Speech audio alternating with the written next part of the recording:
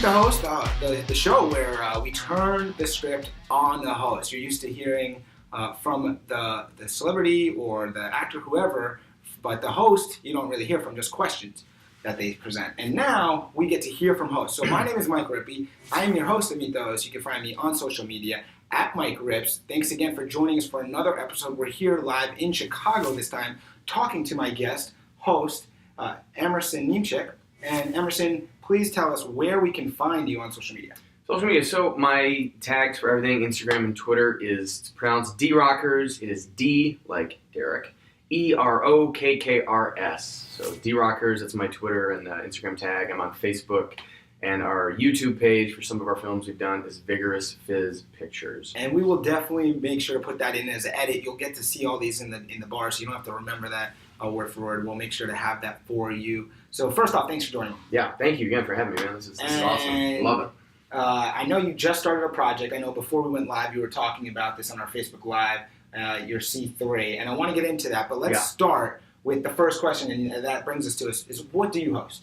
What do I host? So, with the coffee, all things. All things. So what do you host? So right now, outside of the coffee thing, I've been hosting this thing I've been doing where it's a segment, kind of interview style over coffee, and we might get into that later. But I host with, obviously I'm a product specialist, so for Toyota? For Toyota, yeah. So Toyota, they're an awesome company, 12th largest, I believe, in the world. So very huge. You get to host with them, talk about the cars, get people excited, talk about some of the... So you do live presenting of the cars? Live presentations. Sure. Yep, we're narrating, we sell the cars without selling the cars. It's the best job you could have.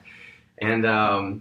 and then in my spare time, we'll do some film stuff, and we've really the events when it's done, the finished product, we're generally hosting them at maybe certain theaters and engaging with some of the guests and doing these mini little ceremonies or events to get people excited. So it's fun, a lot of communication presence. Definitely, and then your most recent project, which you're working on, and which is what we've been talking about behind the scenes before we started our taping, is C3. So let's tell everyone that sees this, what is C3 and this is your new project and what it's about. So C3 is this idea I had when just around, I think during the whole election, regardless of what side you're on politically, there was negativity everywhere.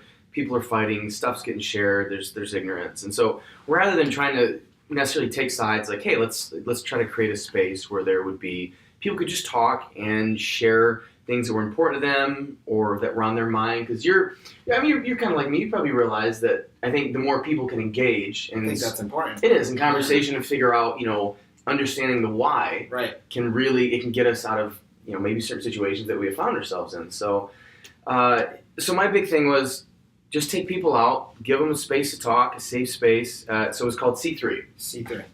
And that stands for? Coffee, Convictions, and Candor. It's a great idea. I really like hearing about that starting, and you have all different types of people, and you're going to do it with more types of people, which I really find interesting, and I think it's important that everybody learns to engage with people maybe that are not just like, they don't have the same views, and it does. Opening the communication can really be beneficial. And I've even learned, just taking some of these people, I've walked away like, oh man, that's such a good mentality. You take away. But so C3 stands for the coffee, pretty self-explanatory. Convictions, that's where people can share stuff that's important to them, core values, stuff maybe they wish people did or didn't do, and then the Candor is obviously the discussion. So they get a cool little photo, I'll document, there's like a 1 or 2 paragraph section, how I know the person, a little brief introduction of them, and so it's supposed to be, 90 seconds, I realize, everyone wants to read it and be on the go, so that's hopefully what and we can check that out at Coffee with Emerson. CoffeeWithEmerson.com. You may even see this guy on there in the near future. I would love to be on it. So when did you begin hosting?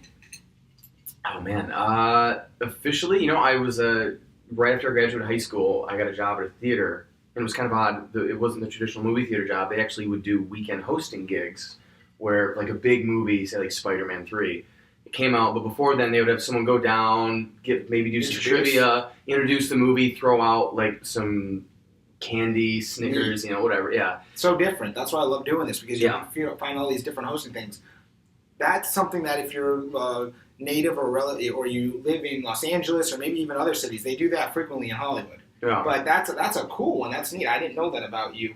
Mm-hmm. What would you say hosting in general, your favorite part is. Oh, Do you have a favorite part of hosting? Is it the live part? Is it the communication? I mean, what is it? The connection? What do you find is your favorite part? I think the two that jump out, there's definitely there's kind of the performance high you get because it's live. You can't, it's you're in the moment. You got to go. It's always go time. There's no stopping to kind of tweak or rehearse stuff. But I think the other thing is depending where you are geographically, there's a way that you read your audience and kind of gauge them. So you yourself don't change as a person, but the way you deliver, maybe you say certain phrases that you wouldn't. You kind of adapt to the crowd, which I always like. It keeps you on your feet. That's a good tip. And speaking of adapting to a crowd, what would you describe your style of hosting as? Oh, man, I'm pretty casual and laid back. I have a very odd sense of humor, so I may present something in a way that most would shrug and find unorthodox and maybe slightly insane. But of course, still within the realm of professionalism. So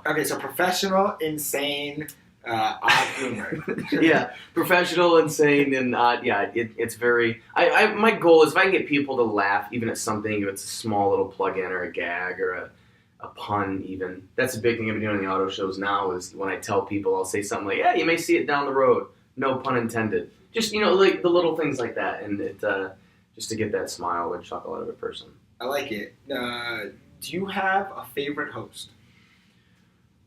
Is there a host out there that you see and you're like, that's the host? I've always liked Jimmy Fallon. Jimmy Fallon, Jimmy Fallon, like SNL days, and even now the Tonight Show, because he's so probably saying that it's always positive. Like no matter what he has on, he's just there's just such joy on that shit. It's like an energetic, joyous show, and I love it. I love watching it. Jimmy Fallon is the answer from Emerson on favorite host. And I love that question because everyone seems to have a different one. I haven't heard Jimmy Fallon yet. We're going to have to keep a tally to see what everyone says. Yeah. Jimmy Fallon's a good one. He is, yeah. What would be your dream hosting job? That is tough. that is a good question. I didn't say it was going to be easy. I know, yeah. This is, I know. But, I mean, is there something where you say that's the job that, as a host, you wish you could have? Something. Well, I guess having your own talk show. These guys like Craig Ferguson or Jimmy Kimmel. These are guys. So is this like a late night type of show you want to do? Yeah, I think that'd be fun. Okay. I think you could have a lot of fun with that. Because again, you're engaging with the audience. You almost have three people you're impressing on these shows. You got the audience at home that's watching. You got the audience in the studio that's watching, and of course you got the guest that's on. So I feel that would just be you got the pyramid of people to please. Okay. But if I did that, that'd be the dream hosting gig. I like it. Okay, now talk to me about what makes a good host. Like, there's people that are watching this show, they've never hosted anything, and they're starting out, and maybe they want to get tips. What kind of tips can you provide on what you think makes a good host? I mean, the biggest thing that comes to mind, one is confidence, and that doesn't mean you have to necessarily know everything at all times, but just being able to portray that confidence. So in a moment where you might not know something, or if you slip up or you forget or whatever, you're not deterring people based on maybe a lack of confidence or nervousness. So you got to be comfortable in your shoes, and that's what's great. No two hosts are alike. So that's right. It's absolutely. You just kind of find how you best communicate with people. The easiest way to start: go to a family gathering, people you like. And just try telling a story. Try telling the story, see what people respond to, what they're leaning into, what they're laughing at, and just analyze it from there. That's the safest, friendliest crowd you can get. All right, so confidence. I took confidence is key. As a host, no matter who you are, all hosts are different. Confidence. Yeah. Really appreciate that. Get a few more questions left. Let's start with this one. As a host, is there a special way that you prepare, or what kind of tips for preparation can you give? Jeez. I'm not, so my strength is not in preparation. Okay. If it's something fact-based, it's learning the facts and then spinning them into, again, a type of story. It always comes back to story for me. So would you say maybe, for example, in your live presentations or your conversations hosting, that you're more of a go in it without a lot of prerequisite kind of information known because you don't want to have too much information, or right. You know what I mean? Well, yeah, and it depends on the audience. So, take auto show, for instance. Most people might not care about wheel dimensions or the torque on something, but they want to know what's the cool tech and what's different than the one I have. And so I think it's just finding the big things, the home runs, okay, and figuring out a way to narrate that that's also entertaining. Okay. If I said to you, Emerson, Yes. you can do a long segment, you could do a short segment. Which one are you going to choose? Sure. Short? Yeah. And by short, are we talking, would you like 90 seconds like your show is? Would you rather it be 5 minutes, 10 minutes? What's your ideal interviewing time? Oh man, for an interview, I mean 5 minutes I feel would be like a good, if I know. But again, there's so many, like what's the context? What are we talking about? What do I know the questions ahead of time? That could be all. You're the host of C3. Okay. Do you develop the questions for the guest per each guest? Do you have a set type of question for each guest? And did you create the questions, or where do you get your questions from? So they have complete free reign. There's no questions that I give to them per se. It's all them. The one thing I do, and this is not on the website, is when they're done, I do give them 3 ways they can better help society, or just some positive kudos that they take away with. And it's kind of a private, exchange of words. But yeah, no, nothing that it's their complete territory. I just kind of give them the platform and make sure they feel safe and comfortable doing it. I like it. Final question, and again, thanks for coming on and doing this. Where do you see C3 in the future, or where do you see yourself? Oh man, for C3, realistically, it could be maybe 100 guests in, or when I run out of money from buying everyone coffee. Optimistically, there's people I have never heard of that just want to share something and feel safe, and what an honor to be able to do that. And then me personally, just doing something along the lines of storytelling, whether it's film or writing or doing other hosting gigs. It's just engaging with people and making them laugh where you can. I like it. All right, so first, you don't have to run out of money with me. I'll do your show. No coffee on you. We'll share the cost. Second, let's raise your glass. I want to say thank you for joining me on Meet the Host, where we flip the script and we interview hosts to see what's going on in their minds. Thank you guys so much for watching another episode of Meet the Host. And again, thank you to my guest, Emerson Niemchick, who you can find on social media where? At D-Rockers, DEROKKRS. And at coffeewithemerson.com. Thanks again for joining us for another episode of Meet the Host. We'll see you next time.